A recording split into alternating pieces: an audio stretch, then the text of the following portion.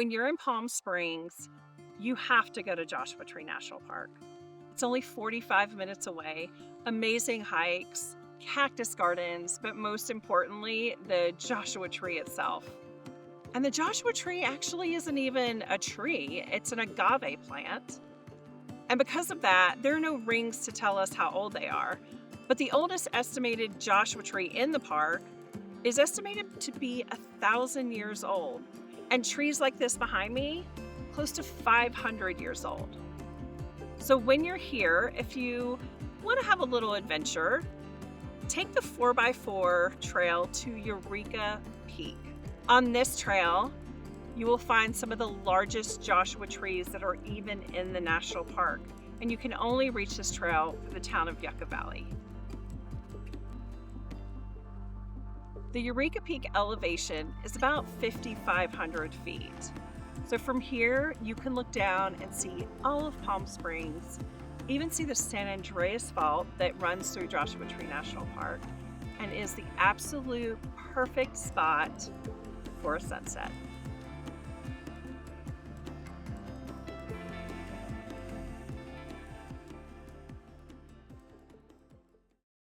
As we travel across the country, we have seen thousands of windmills, but we have never been able to get close to them. And we are always in awe of how massive they look, and you just can't believe it until you actually see one in person. And I was so excited to come into Palm Springs and realize we can literally tour a windmill facility. So at the Palm Springs Windmill Tour, you can literally drive yourself, or you can take a tour with a tour guide. So we decided to do the self-driving tour and downloaded the app. And the first place that we came into was what I'd like to call the boneyard. Here you can see all kinds of artifacts from the beginning of the windmill and the history that is involved in building these things and how long it took for them to get just the right windmills to make them work. You can read the signage here, learn a lot more in detail, and then continue your drive to actually go see these massive windmills up close. So this area of California is the windiest area in the United States consistently. And that is why they have this massive wind farm here that we're able to tour. But one of the things I've always wanted to do is get up next to these like 80-foot wings. They're just insanely huge. You don't realize until you're up close and personal and see these. And that's what I'm gonna do right now.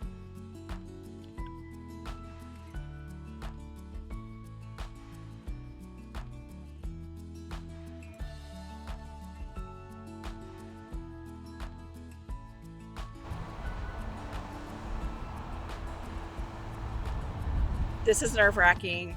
I did not know you could be scared of heights when you're standing on the ground.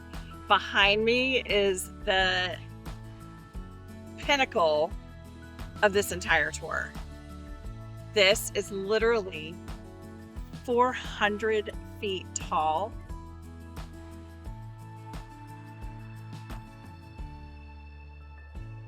I can hear the blades churning, whooshing through the wind. It is just terrifying and also incredible at the same time.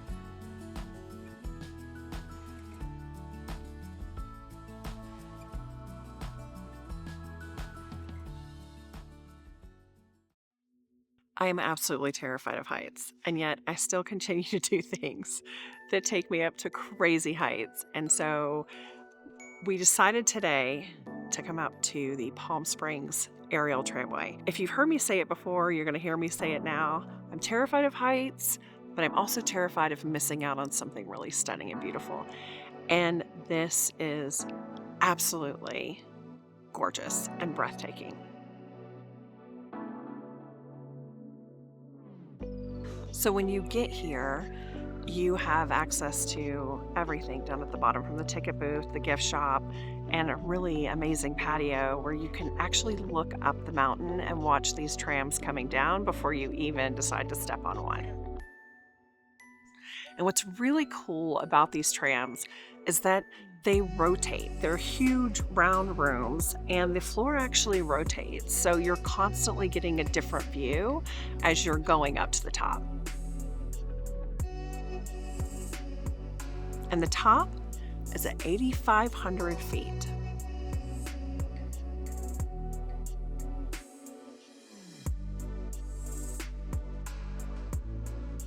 When you get up to the top, you can do hikes in the state park here. You can just come and look at all the patios with all the different views. There's a dining area with a little cafe, or you can wait till at night. You can actually go into the restaurant with huge windows that overlook Palm Springs.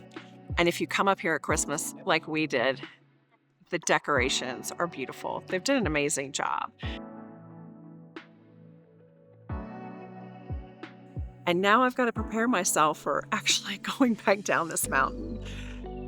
It's really steep. If you've done any other tram, if you've done a tram and Telluride, it's nothing compared to coming up this mountain, but it's absolutely worth it.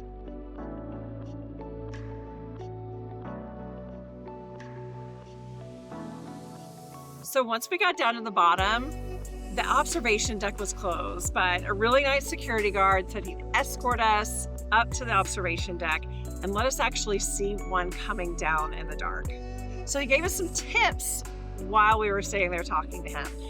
And one of the things he told us that I had to share with you guys is that this place is packed when it snows.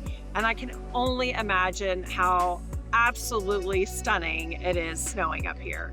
But he said it could take 4 hours. Like, you will literally have to come up, get your ticket, go back to your car in the parking lot. That could have been all the way down where you might have to take a shuttle up just to get your ticket. But get your ticket, get to your car, hang out, bring an iPad and watch a movie. I don't know, but it's gonna take a while if you come up here in the snow, but he said it is absolutely worth it. It is absolutely stunning. It's something you cannot miss.